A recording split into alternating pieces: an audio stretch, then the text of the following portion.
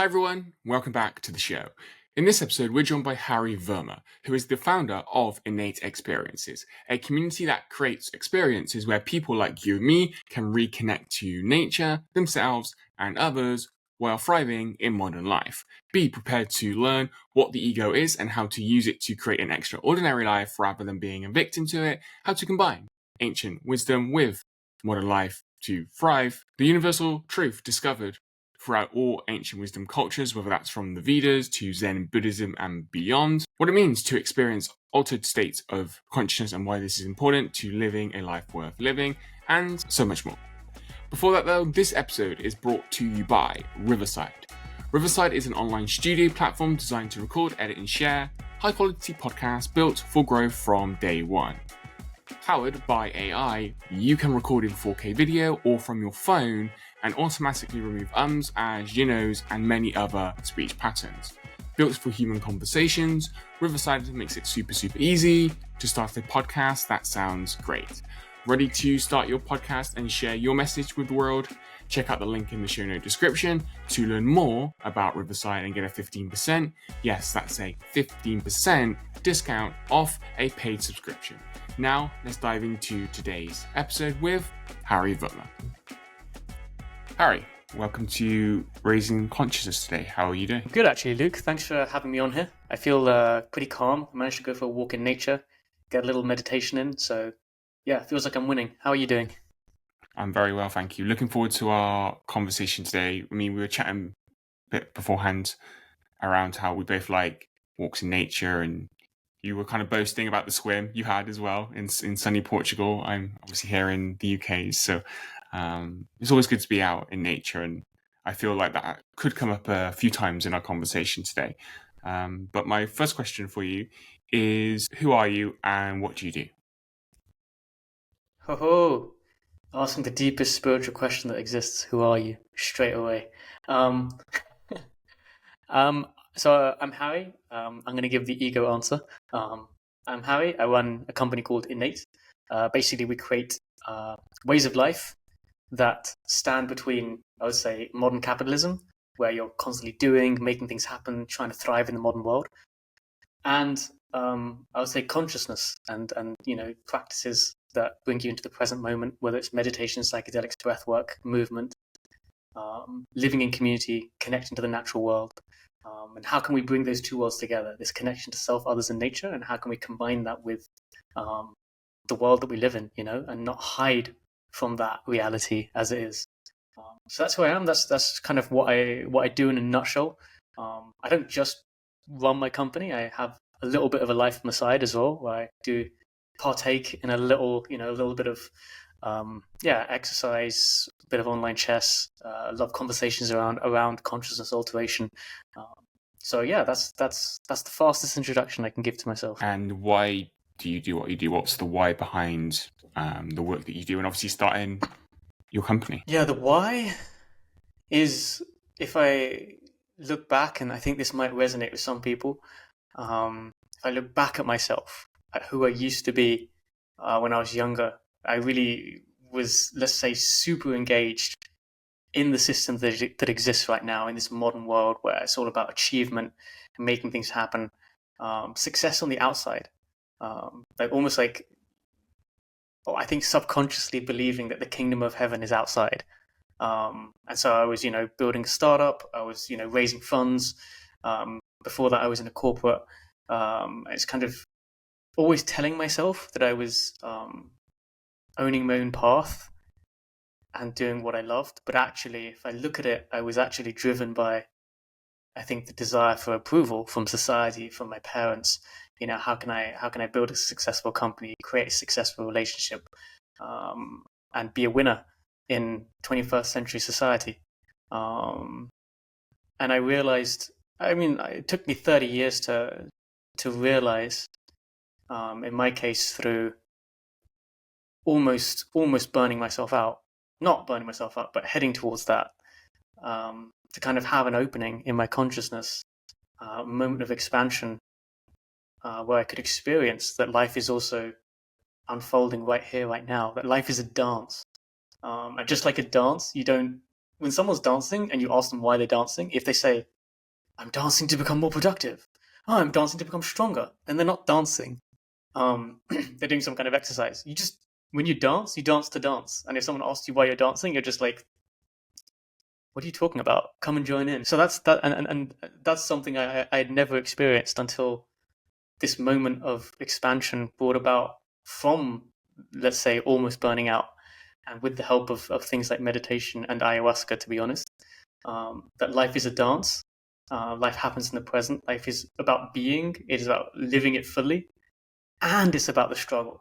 And it's kind of, can we bring these two worlds together? Because I've spent so much time like around modern day hippies now, and like in inverted commas spiritual world, and like let me tell you, there's so many narcissists in that world. There's so many people who are obsessed with hierarchy, just in a different shape. Like who can wear the fanciest clothes, who can do the best downward dog. Like, I meditated 2 hours today. Like, ego, it's back. And I feel like, there's in this modern spiritual hippie world, there's this unanchoredness to the world as it is. You got to succeed in your finances. You got to make things happen. You got to take action. And then when I go into the startup land, as I'm sure many of your listeners probably know, it's just full of people frying their brains, like working 14 hours a day, hustling nonstop. And it's like, what's the point of that? Like, you're just going to hustle your way to your grave.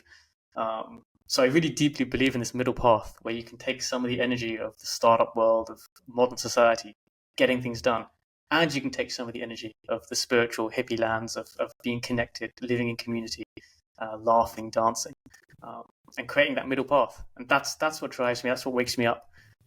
That's what makes me excited, to get people experiencing that middle pathway of life. In both cases, do you think that from everything that you've kind of learned, experienced, seen, etc.,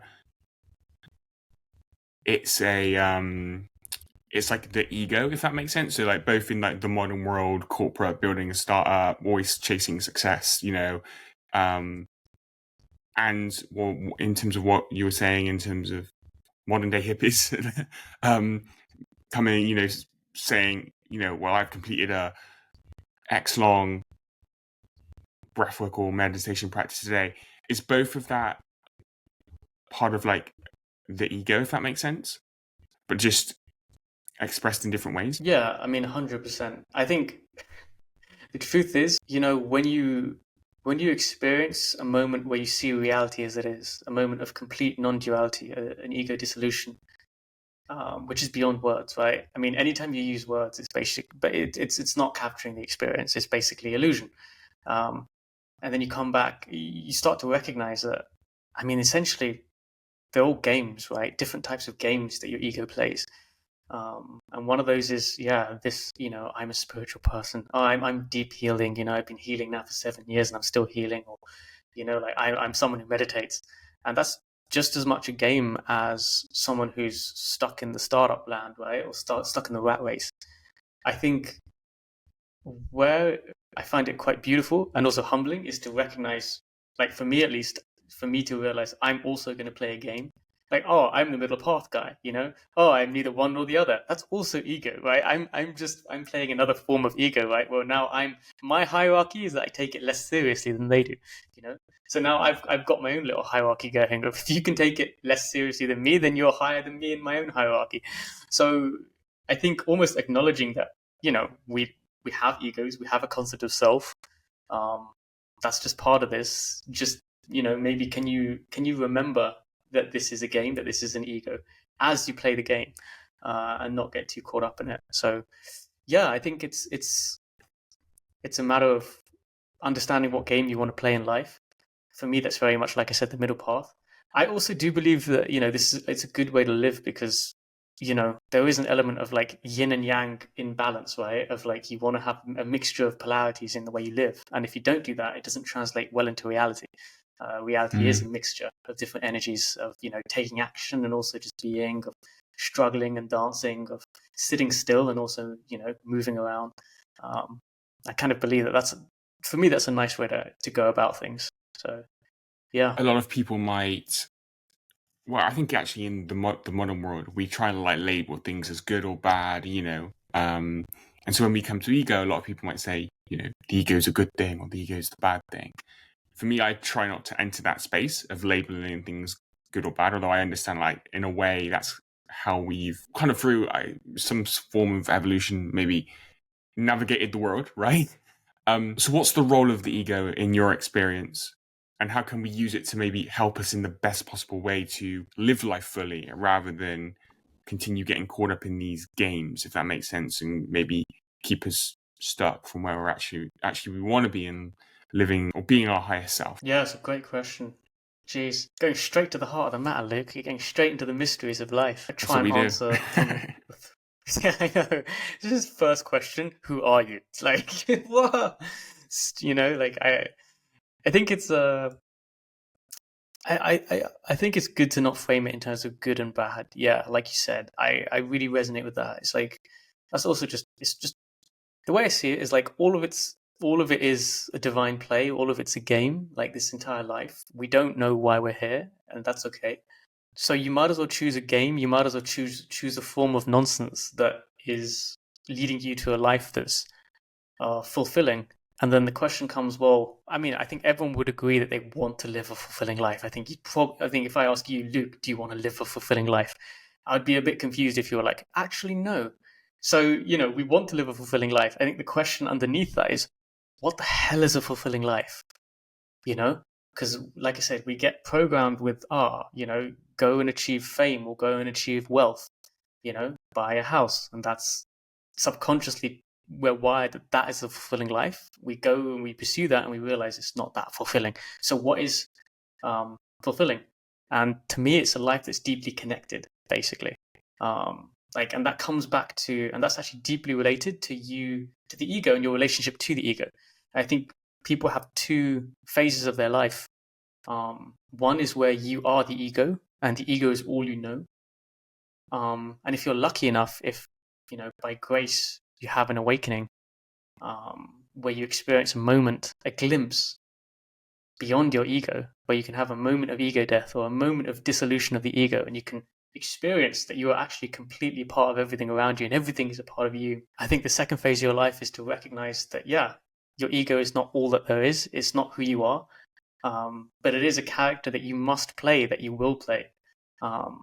So how can you make that ego the most fulfilling character that is possible in this phase of your life? You don't have to solve it for the whole of your life, because I mean, I don't know about you, but me 10 years ago was a lot dumber than I am now. So you're not trying to answer what is the game I'm going to play with this ego for the rest of your life. Just maybe for the next phase, for the next 3 years, what's the most fulfilling thing I could do? And yeah, I think connection is the answer, because once you do recognize that you are that you are the natural world around you, that you are the other people staring back upon yourself through different characters, you start to realize that the more connected you are to the natural world, to other people, to yourself, the better your life feels.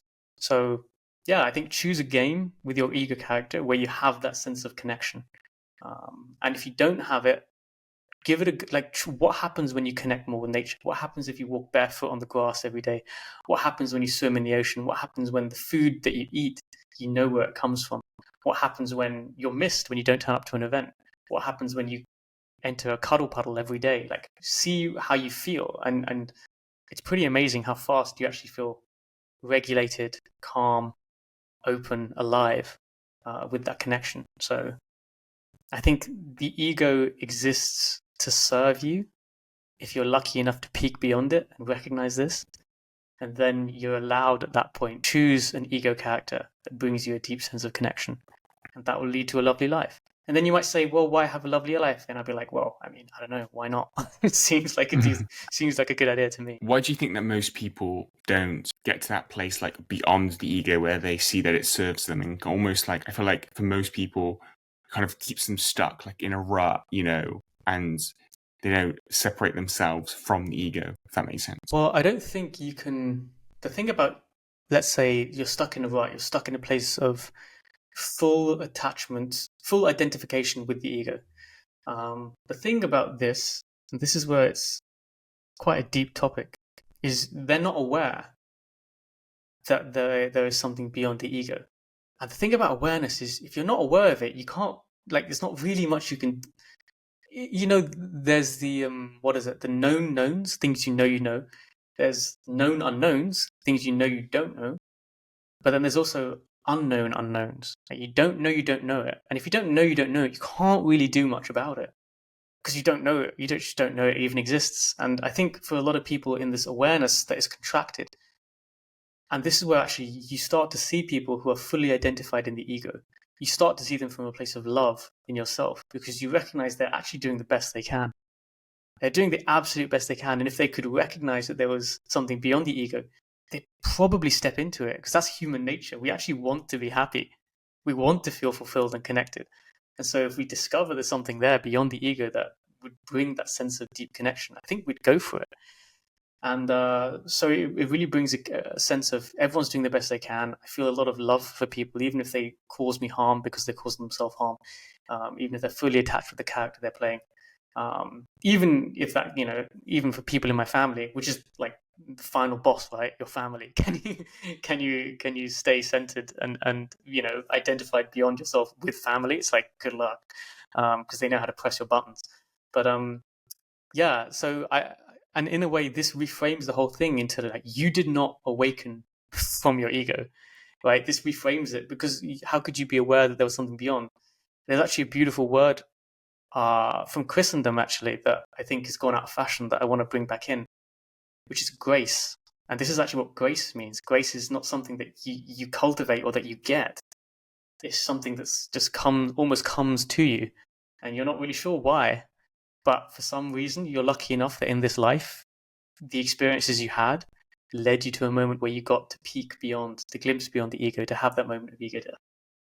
And so it's a real privilege to have had that experience. And then maybe you're part of your, I wouldn't say responsibility, because I think that gives the wrong energy, but part of your responsibility, part of your role, part of the game you can play is to help other people become aware that there is something beyond their ego as well. Maybe just the way you live your life, maybe in the way you smile at someone, maybe in the way that you don't respond to anger with more anger. And I think that's quite an uplifting narrative. And I'm a big fan of uplifting narratives because, if we tell ourselves stories and stories make up our subconscious belief systems, I think we might as well just choose uplifting stories. I don't know if that answers your question or if I've just made things more confusing for your listeners. I feel like maybe a mixture of both, but that's what's coming alive for me right now. No, I love that. So a few years ago, I took a program. It was so there was a section on forgiveness, and there was one kind of lesson, I guess you could call it, where the teacher said that everyone is operating from the highest place of consciousness that they can in each moment and doing the best that they can. And when you were saying that, it just reminded me of that, and that's always stuck with me. Like since I heard that, also, as you said, sometimes with family, it's a little bit more difficult to consciously remember that in the moment, right? And one thing that's helped me is I kind of I don't think I've coined the term, this has probably been out there forever, right? But this idea of becoming observer of self, so whenever I maybe a family or a friend or somebody close to me pushes a button, I try to become that observer of self, in terms of this, what's the situation, how, why did they do this thing, how has that led to this emotional feeling that I'm feeling. And I would say that over the last 3 to 6 months, I've gradually improved at this, but I've been in this kind of personal growth space or just on this journey, embarking on this journey for years, right? So it's been a gradual kind of process, which leads me a little bit on to one of my questions I wanted to ask you in terms of how do you combine all of the wisdom and all of the lessons and all of the practices within the consciousness kind of idea, and let's call it ancient wisdom as well, with the modern world. How do you use that to navigate the modern world? Because I feel like sometimes it can be easy to just be sucked into the modern world, right? And so how do you navigate Man. Yeah. First, what you said, I absolutely love that. Like, it's so much of, like, there's one thing to experience these kind of moments of awakenings or of like recognizing consciousness, but it's a whole other thing to then actively work on what it is, in my opinion, the space between a stimulus and a response, right? And like maybe before you, there's like barely any space between, someone says something nasty and you just bang, or you get a notification on your phone, you check your phone. But then, like, I think a lot of the integration is actually widening that space between a stimulus and a response. And actually, that is such a big thing in the modern world, because I think what we have right now is like our awareness is everything. Where we place our awareness is what we become. You put your awareness on spreadsheets all day, you'll become more ordered and you'll become a little bit squarer in the way you think, literally, right? Like, like what you put your awareness on. If you put your awareness on angry politics every fucking day, guess what you're going to become? Angry. And that's exactly what's happening in the modern world, right? Like, we see our attention spans are getting decimated, firstly. Like, we can't hold our attention on things for anywhere near as long as we used to be able to before phones especially became dominant on screens. And we're being fed a lot of the time junk food information, right? And it's going straight into our subconscious, and it's programming our belief systems to think all sorts of rubbish, things that we can't affect, that are affecting our day, or reactive information, just, things that don't actually serve us well for creating a remarkable life. And so, this stuff, I think, let's call it ancient wisdom, is absolutely vital to actually balance out the headfuckery of our modern world, right? Like, we have so much power in our modern world with technology. We can create network effects that are exponential, that can literally impact the world within minutes, right? If you look at a video, like 100,000 people have seen it within an hour if it goes viral. It's like, that is stunningly powerful. And then how do we use that information, right? How do we use that power? And right now you can be a victim of it, or you can actually leverage it. But you can't leverage it unless you have control of yourself. So the ancient technologies, let's use the word technologies instead, because really it's about practicing. Like, it's all well and good to talk about, and name check stuff like Zen or stuff, like, oh, big deal. But like, do you actually do the practice, right? Do you actually cultivate? Do you use the technology, the inner technology, so that the outer technology that exists around us can actually be your friend and not something that just owns you? So I think it's massively important, more important than ever before. And I think there's going to be two types of people that exist in the world. There's going to be those who are the victims of modern technology and who have no control over their own inner spaces, and it's just completely at the whim of whatever Mark Zuckerberg's latest algorithm decides to feed them, or Fox News, whatever. And there's going to be people who recognize that the kingdom of heaven is within, that they can cultivate their own consciousness, and will use that information to actually grow their attention spans and to place their awareness on things that cultivate a healthy inner world, and therefore a healthy outer world, right? And will feed their feeds with things that are uplifting, things that they can actually proactively change, and use the technology around them to, surround themselves with amazing people, create changes in the world, build interesting things. I do, as dystopian as it sounds, I do see there being very much two groups emerging more and more over the next 20, 30 years. So yeah, that's my maybe dramatic answer, but I do like a bit of drama. It's like, either use the inner technologies so that the outer technologies can become your friends, or get fucked by the outer technologies. That is for me how it seems. I don't know how that lands with you. Maybe it's a bit too strong, but I do feel that quite alive within me. I think I see them as tools, right? And you can either use them to, as the themes has come up throughout the podcast, to create a fulfilling life, remarkable life. Like, hey, Harry, like, this is how we've connected, right? Like, we've connected using these tools, right? We're having this conversation, we're recording this podcast right now, like, using some of, these modern tools, right? So it's the way the quote unquote user uses them. Like, we can all use the internet or tech for, again, not to necessarily label, but quote unquote good or quote unquote bad, in the direction of whatever, in the direction where we want to go with our life to create that remarkable life, right? So I very much view them as tools, and use it and trying. And my intention is to use them as consciously as I can. So no social media apps on my phone. I only have like the message app, so like normal text and WhatsApp to communicate. So that means I use all social apps on my laptop. I go on my laptop for certain work blocks throughout the day, and kind of set that all up. So then I can go for a 2-hour walk like I did today and connect with nature. So what are some ways how you, on like a practical level, merge the ancient wisdom? And I know that you've done a lot of kind of exploring throughout different ancient wisdom cultures, let's call them, and just different cultures around the world, with the modern world that we live in, and tech, and navigating the world we live in today. Yeah, I think it's if I to make it extremely practical, which I think you are also doing in your answer, which is I think very helpful.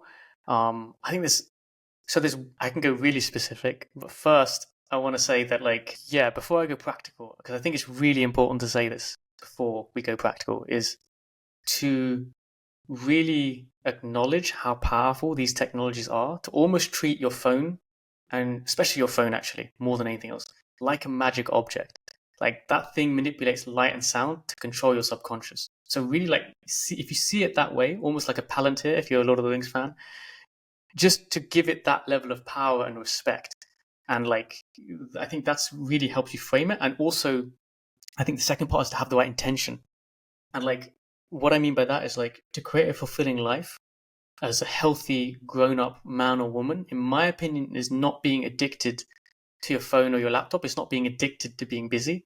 It's also not being addicted to meditating or something. It's actually being able to hold these different energies at the same time.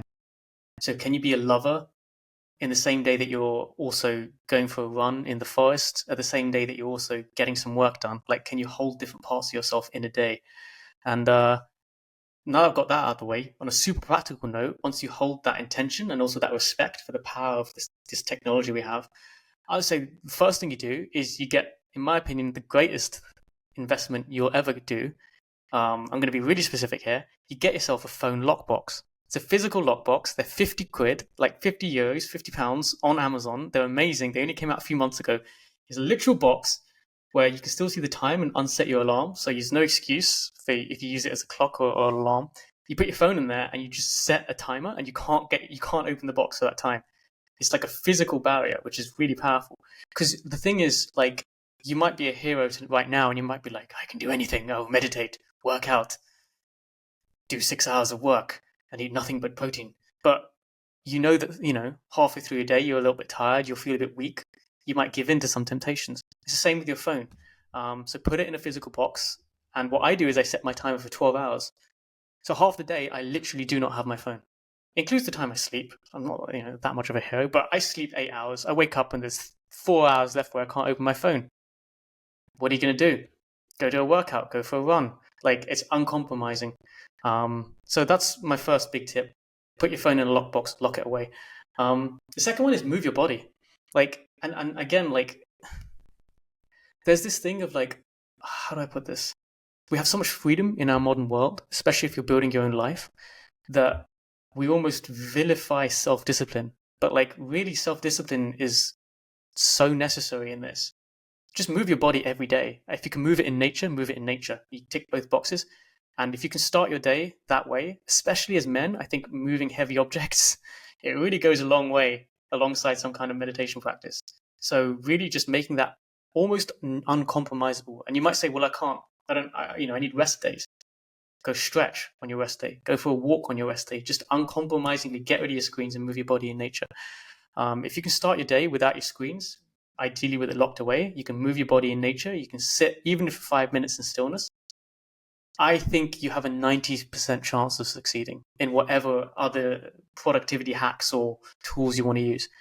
It's because you've given yourself a chance. You've started in the right way. And at that point, I think you'll be somatically connected.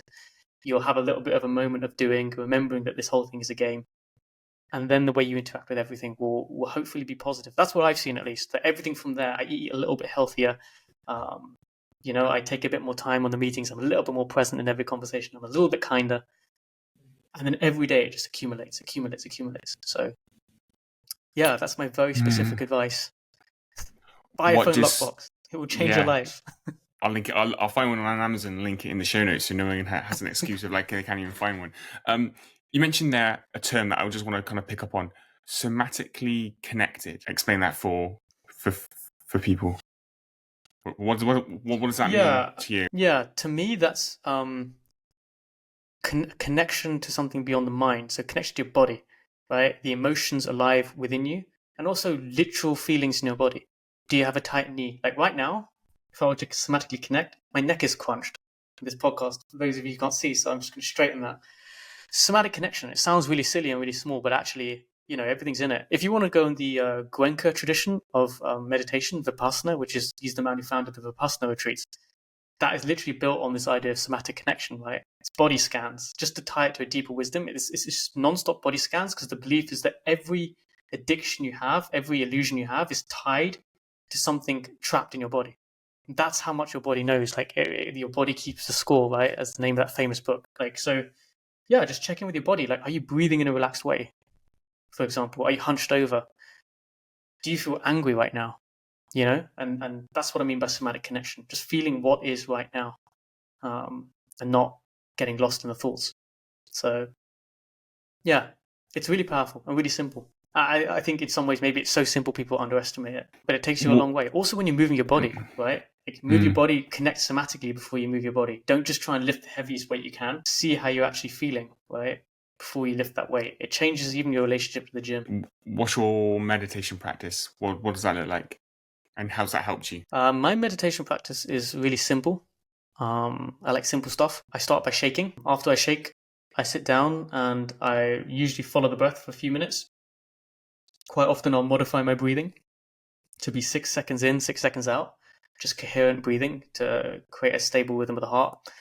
And then I just sit in open awareness. It's not a practice for everyone. I would say you should probably start by doing breath awareness.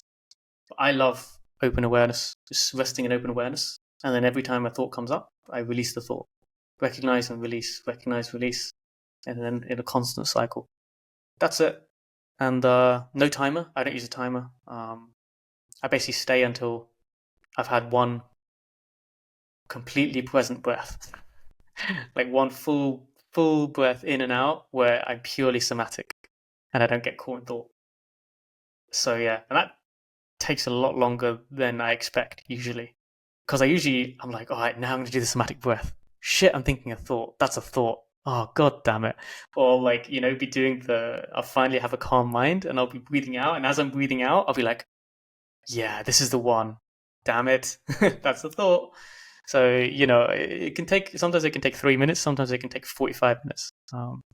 That's my practice. Just sit, do a bit of shaking, do a bit of stable breathing, and then just sit with awareness, recognize, release until there's one full breath in the present moment. It sounds like that's one practice that has helped you, but actually could help a lot of people. And so a few thoughts kind of running through my mind, but obviously people to build up to that kind of level, I guess, of a practice. But then I was kind of thinking that sounds like one tool that people could use when pursuing the middle path, right? To help us to detach a little more from the modern world that's rooted in ancient wisdom. Yeah, and actually, I think something that people do, which maybe makes it difficult to, let's say, be more, if I may use that word, is they like think to themselves, I must do a 15-minute meditation practice. 15 minutes feels like a long time, right? And instead, just do loads of micro meditations, man. It's so simple.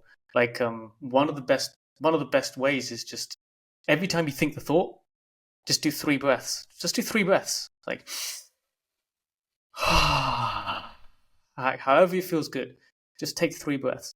Every time the thought comes in your head, it's almost like, we used to play this stupid game when we were younger called The Game. And every time someone thought of the game, you lose the game. And it's kind of the same thing. Every time you think, oh, I could take 3 breaths, just take 3 breaths. You've always got time to take 3 breaths. And actually, if you can litter your day with these moments, actually, you can have a bigger effect a lot of the time than doing one big sit. Just take 3 breaths. Every time you think the thought, or even just move your body. Right, just take 30 seconds to move a part of your body, and a lot of short moments spread throughout the day, especially for busy people who are on calls, who are hustling, who are, working on their laptops. Just to take a moment, take 3 breaths, look at the sun, move your body, move one part of your body. You do that 20 times a day, and you'll find things start to shift pretty quickly.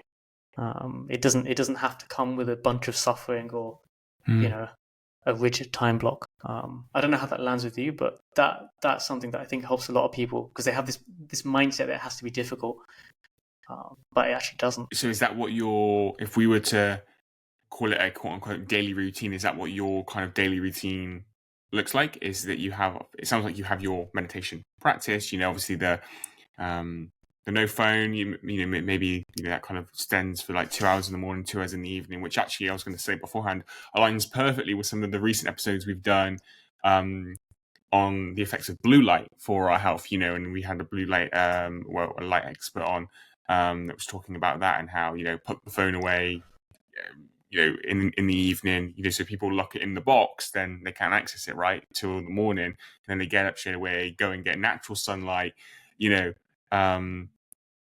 and then 2 hours later they can attend to a lot of the emails and stuff, which probably aren't that important as important as we think they are.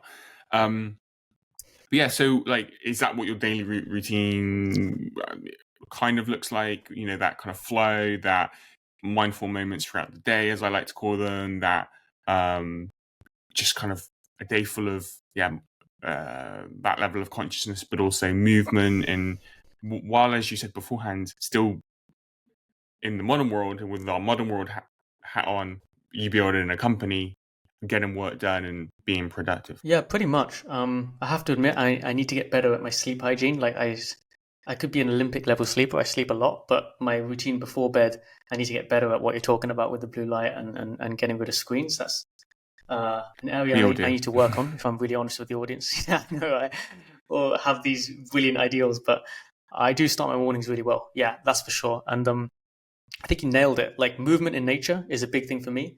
If to be specific, phone lockbox, movement in nature. I love doing full mobility movement with resistance. If I were to be really specific, I think it works really well, especially for the male body, to increase your flexibility, but also work on your strength. And I can accompany that always with a moment of stillness. So could you share like what that looks like? Full mobility with strength as a exercise movement practice. Or do you have people could go if they're like interested in that type of movement and exercise? Like, what does that look like? Because I think most people are in the mindset of like gym culture. Like, go to the gym, lift, really heavy weights, maybe lack the mobility side a bit. Yeah, if that makes sense. Yeah. I mean, it also depends on what your goals are, I guess, on a fitness level. But I like to. The thing I love about yoga asanas is how they still the mind and calm the body while increasing flexibility. The thing I feel like is missing is just pure strength, right? Like lifting weights, etc. So I've found there's two approaches. One is literally to go, okay, 3 times a week I'm going to do resistance training, at the gym type energy, which I think is really important and really powerful. But if you do that, fuck me, do full range of motion. Like, do not half the range of motion. It's better to do less weight and go full movement. I don't know how young some of the people listening are, but like, I'm 34, almost 35, and let me tell you now, you want your mobility. You just want it. Like, you want to be able to leap up over things and do these kinds of. You want to be able to deep squat. So that's one way of doing it. Another way of doing it is then 3 days a week you do yoga and 3 days a week you do the gym. The other way of doing it is kind of a bit more complicated. You can look up primal flows, but it's to basically combine the two in every practice. So I think a good channel is Strength Flow Fitness, where it's an example of a guy who sometimes uses weights, sometimes doesn't. There's strength involved in the movements. They're quite non-traditional. And there's also a lot of flexibility. And when you first start doing that, you're going to be like, holy shit, this is hard.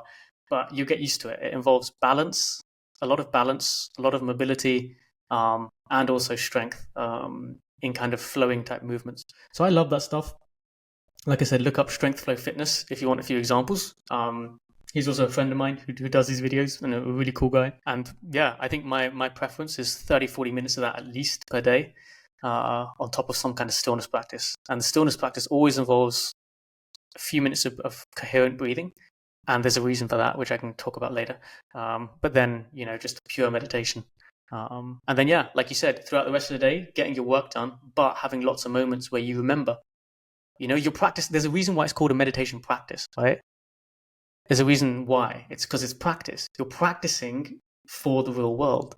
That's why you do it. The recognizing in meditation and releasing of attachments, you then bring that practice into real life, just like you practice playing table tennis so that you can actually play a game and use those skills. And it's the same thing. Like what I see when I work, actually, and when I build things is it's very easy. Like imagine you're working, and you probably have this feeling. You're working, you know what you need to do to have a good day, right? You write it down. You're like, I need to make this newsletter, and it needs to be creative and emotional and on point. And then you get caught up in emails, right? And then your fucking email tab is open, and then you've got another tab open with Instagram, and it's like, meditation is helpful there because you can really, as you open, right, your emails, suddenly maybe something in you comes alive and goes, hey, do you need to do this in the next 3 hours? What are you doing here? So you release it, close the tabs, and you do your newsletter. And that's the practice, right? It applies to your work just as much as to sitting in a yoga shala. Interesting. Yeah. It's all well and good. I was talking to, I think, a guest a few episodes ago where they were saying, it's all well and good having a meditation practice. And I advise that, and it sounds like you do for people as well. That's really helped me to overcome some of the issues I've had around anxiety and stuff. But alongside that, it's how do you deal with daily life when like the shit hits the fan, so to speak? Like, how do you, like something happens right in life, do you react and forget, and just let all that practice in the meditation practice, all that work you've done in the meditation practice go out the window? Or are you actually, as you were saying right beforehand, you've been able to develop that space between stimulus and response? And I think those, as I like to call them, mindful moments throughout the day help with that. When we were talking beforehand, I think when we were, before the pod, it came up in conversation that you've had quite the experience with different cultures, learning from different cultures and stuff. Has there been, when you reflect back on that, any common themes between like all of these ancient kind of cultures, like a single truth or a single piece of wisdom that you kind of draw from all of them? I'm kind of interested. I'm interested. Yeah, I think if I look at my experiences specifically with Vedanta, with Vedic culture, with Buddhist culture, with Zen teachings, and also the small encounters I've had with the ayahuasca shamans as well, the indigenous teachers. I'm always conscious. I don't know. I'm a visitor to those cultures. So I'm British Indian. So it's much easier for me to talk about the Asian traditions, if you like, because there's an element of like familiarity I have. But even actually, what's interesting to me is even also looking into the Templars and the Gnostic Christians.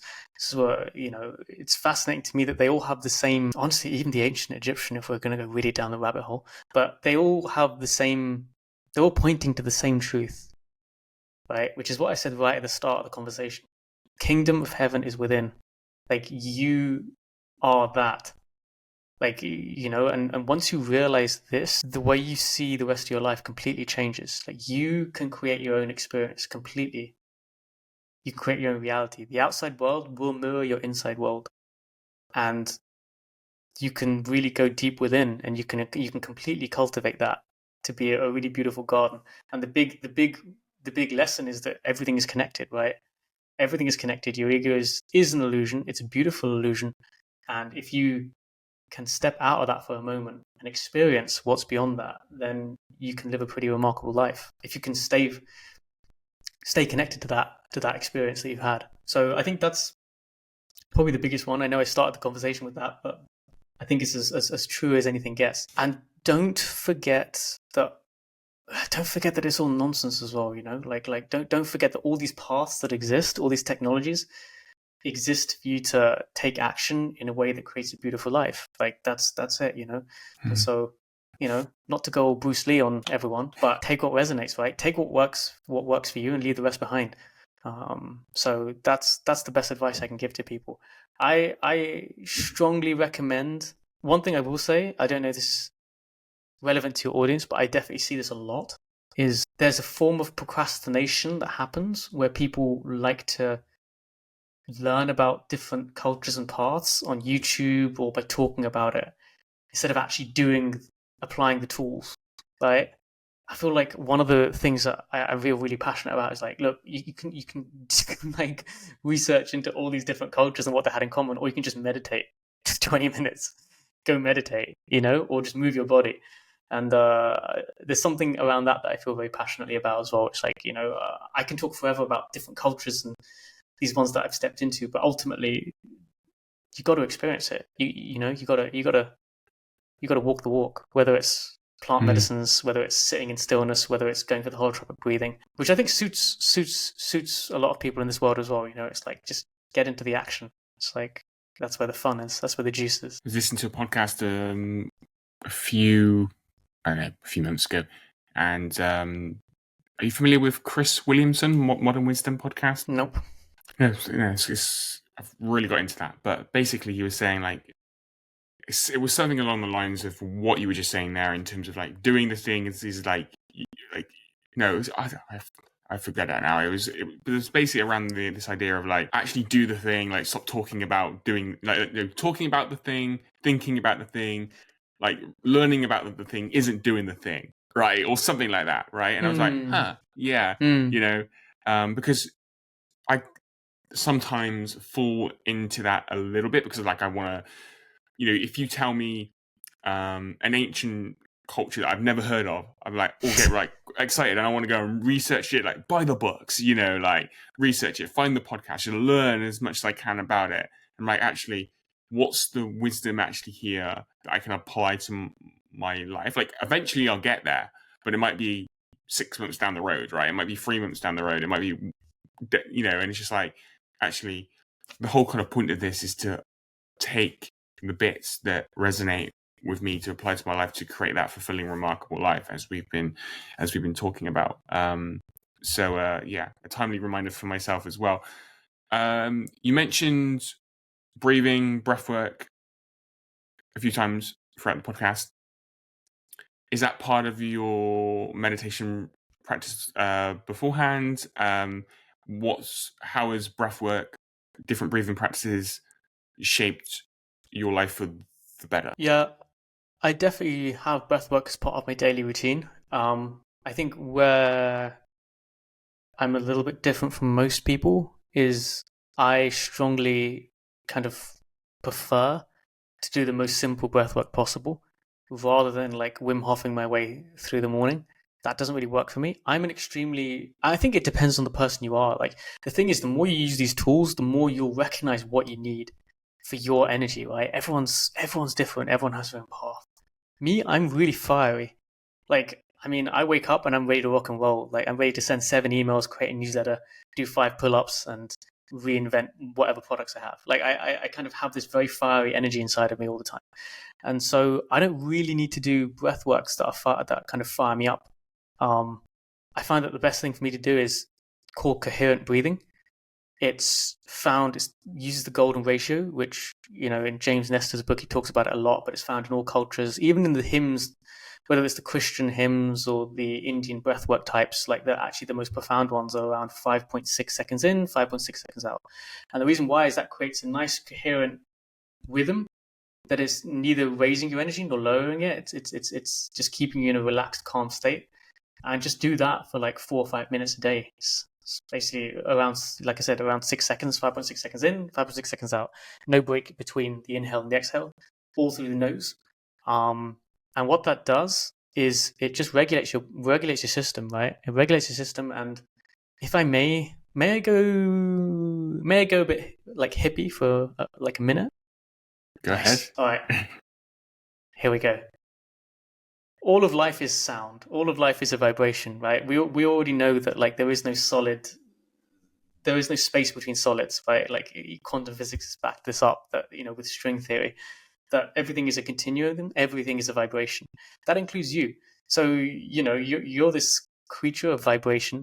And what is at the center of your vibration, just like any song, is your heart. And your heart is almost like the drum. You hear a drum when you hear a song, you hear the drums beating. That sets the tempo for the song. Now, what happens if the beat, the drums, the bass are irregular? The song is irregular. The song is disharmonious. It doesn't make much sense, right? So you start seeing your heart the same way. And coherent breathing, 6 in, 6 out, 6 in, 6 out, feels very simple, but actually it's just regulating the drum of your life, of the song of your life. You're creating a coherent beating of the heart that doesn't have too much variance in the way it beats. It's coherent. It beats at a regular pace. And on a, let's say, more kind of spiritual hippie perspective, this regular beating of the drum of your life will actually unfold into a more coherent life as well. So the song of your life becomes more profound and beautiful. So, I buy into that as well. I would say, but again, I would say to people listening, like, give it a go. You can Google, go on YouTube and type in coherent breathing. There's like at least 745 videos will turn up. Just pick any one of them and just try it out. Like, try doing 7 minutes of coherent breathing per day for 10 days. That is really not much. And just see what happens. You don't have to take my word for it. But I find this tremendously effective. And of course, there's holotropic breathwork. So, you can Wim Hof your way through things as well. But I think, like I said before, I think a lot of the simplest practices, if you just consistently do them, actually will take you a lot deeper than you expect. What's the benefits that you've noticed in your life, or is it hard to actually pinpoint? You just doing it over the long term, just kind of feel, like more yourself, you feel less stressed, like, or have you been able to pinpoint specific benefits? I'm going to leave that question a little bit unanswered because I think it's better people try it. I want people to have this as an open question. What would your life look like if your heartbeat, if the drum of the song of your life was more coherent, was more stable? What would happen to that song? And I would leave it as an open question for people to find out, because for me it's been, a lot of beautiful coincidences. That's the best way to describe it. It's a funny experience. It's very humbling for your ego. You try to control things and make things happen, and you need that energy, right? It's important, but also it's funny to watch how, like, having a more coherent heartbeat also has an interesting effect, especially if it's coupled with a strong intention of your life. So that's an open question to your audience. What would happen to your life if you were to do 10 minutes of this per day?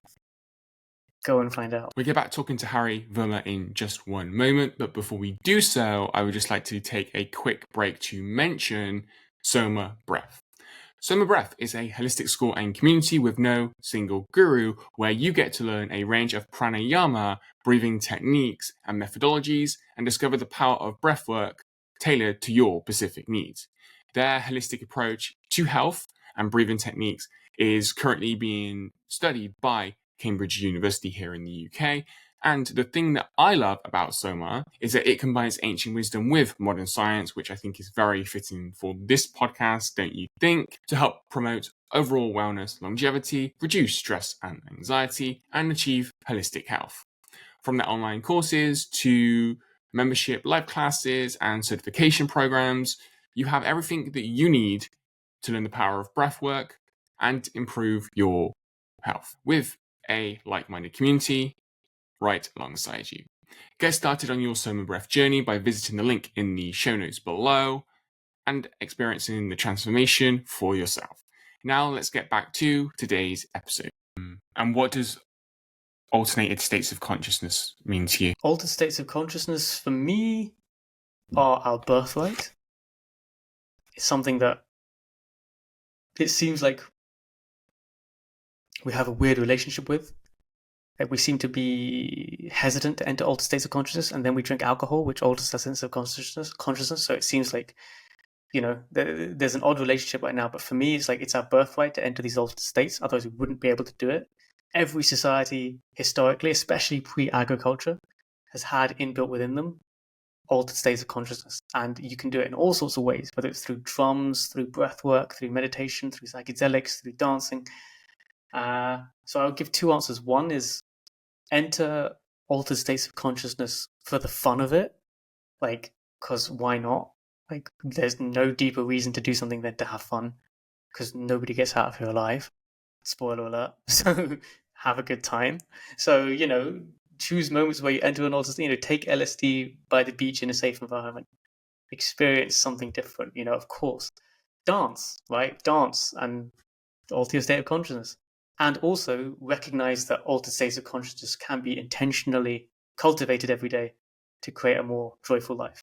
Just entering the present moment. Like, how can you become closer to the present moment and less attached to your addictions, right? Your thought patterns and your addictions. And, meditation is one way, breathwork is another, shaking, is another. You're already doing it with coffee, right? With these sorts of stimulants. So use it in your favor once you know they exist. Is there then a relationship between altered states of consciousness and living fully in the present moment? I think there definitely is.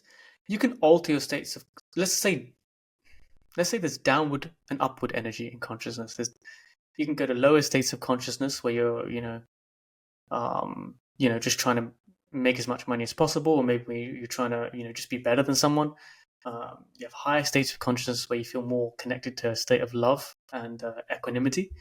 You have higher states of consciousness where you're closer to the present moment, right? Where you kind of start experiencing everything that's around you. I would say, you can just pick and choose which path you want to take in every moment. And that's quite you know what? It's weird because people don't realize how scary and unforgiving this narrative is. Like, if you can pick and choose your states of consciousness every moment, there's nowhere to hide, right? There's nowhere to hide. Like, in that moment in the evening where you're like, no one's here, I'm by myself, I can do whatever I want. I'm just gonna, watch some porn or something. It's like, well, you can pick and choose how you alter your state of consciousness in that moment. And if you're to be truly unforgiving with yourself, you look at that and go, hey, you can do something better with this moment. So it's really beautiful and uplifting, and it can also be quite an unforgiving perspective too at the same time. I don't know if that answers your question or if I'm kind of veering off topic now. No, definitely. Just kind of, was curious on with yourself being exploring more cultures, and I think having that experience, was keen to get your thoughts on altered states of consciousness and actually how we can experience them, but also like how entering altered states of consciousness, does that help us lead a more healthier, happier, fulfilling, remarkable life? And like, if so, how? Well, let's say firstly, let's define altered state. So let's say you have a baseline state of consciousness, and an altered state would just be a different frequency of consciousness from what your normal is, right? So, if you're someone who works, in a nightclub, let's say, and you work at night a lot and you're very focused on, dealing with drunk people, your baseline consciousness might be quite different from someone else who's, running an ashram and meditating 15 hours a day. So, let's first understand that there's different baselines of consciousness, and altered states are different from that, whether you're lowering it or hiring it, let's say. I think what I've seen from the ancient Vedantic cultures, the ancient Buddhist cultures, even the indigenous, is that it's very beneficial to enter altered states of consciousness that bring us in contact with the present moment in different ways, whether that's through the more psychedelic realms or whether that's simply through moments where you fully feel somatically what's happening right now. And what that does is it actually gradually raises your baseline, your default consciousness to a higher and higher plane over time.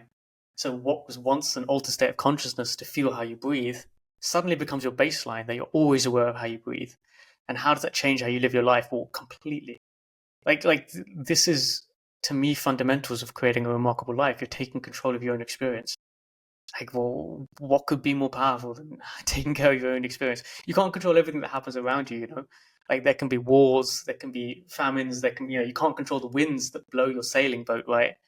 But this gives you the ability to control the sail on your boat and to know when to put it down when the winds are blowing against you, when to put it up, how to turn it. It's absolutely everything. It starts with your own inner experience.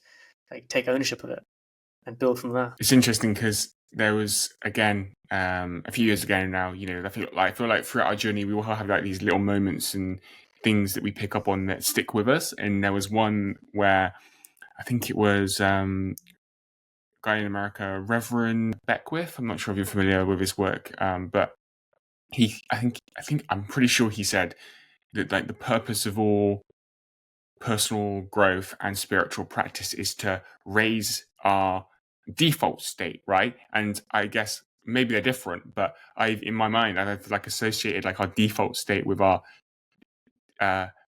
default state of consciousness, right? And it just kind of aligned with what you were saying there. So yeah, and then what, in terms of what you were saying beforehand, that everything then we do in each moment can either raise it or in a way like keep us at baseline or lower it, right? And I think once we realize that we have that amount of power and agency, then we can start to move towards creating our own remarkable life, or kind of through our actions and our choices go the other way. So yeah, it's all fascinating. Dude, your awareness leads to the thoughts you think, and the thoughts you think leads to the actions you take, and the actions you take leads to the reality that exists around you. It's like unbelievably empowering. You are way more powerful than you think, and people are not scared. People are not scared of how weak they are. People are scared of how powerful they really are. It's like you can really cultivate this. Like this is like you can take control of your inner world. You can meditate every day. You can move your body. You can get nature. You can really cultivate something inside of you that is consistently improving and growing every day in a loving way, and enjoy the process. That is all possible for you. And the open question is, what would happen? What would happen to you then? What would happen to your life then? And most people are too scared to find that out, so they stay where they are. They stay with their current addictions. I'm sure a lot of your listeners have heard that phrase, but you are scared of how powerful you truly are, because it really is. It really is true. And something in you wakes up when you start taking control of this part of your being. Well, Harry, thank you so much for your time today. One final question I have for you is, if you had to define the middle path in a single statement or sentence, how would you define the middle path? Connecting to the present moment and then taking action in the world as it is right now. Excellent. I love that. Where should people go if they want to keep up to date with everything that you've got going on, check out Innate a bit more, and everything that you've got going on there, which I think encapsulates a lot of what we've spoken about today, actually, the experiences and co-living and everything that you've built and are creating to help people find and discover this kind of middle path, right? So where should people go to learn more about Innate and everything that you've got going on? Yeah, they can go to Innate_Experiences on Instagram, or they can just type in innate.global on their browser, and then they will find what I do, and hopefully it will resonate. Excellent. Thank you, Harry. One final question, actually, this has come to mind, is what would be your final thoughts, parting thoughts with our audience today? Final parting thoughts with the audience: meditate every day, have fun, and take action. I think that's everything for me. And it's been a real pleasure being on here. Thank you for hosting me and having me as a guest, Luke. I really appreciate the questions as well. And let's keep growing together and just see where this mystery of life takes us. Thank you, Harry. Thank you if I can talk. Thank you for your time and your wisdom. It's been a pleasure. I hope that you've enjoyed my conversation with Harry Verma today, where we've been exploring the ego, how to combine ancient wisdom with modern life, and the concept of the middle path, along many other topics. What are you taking away from this episode, and what positive changes are you going to make as a result? Leave a comment or review below this episode, whether you're watching on YouTube, listening on Spotify or Apple Podcasts, or wherever else you get your podcasts from. I read every comment, and review, and appreciate you being here and tuning in to the podcast. I look forward to sharing the next episode with you really soon. See you then.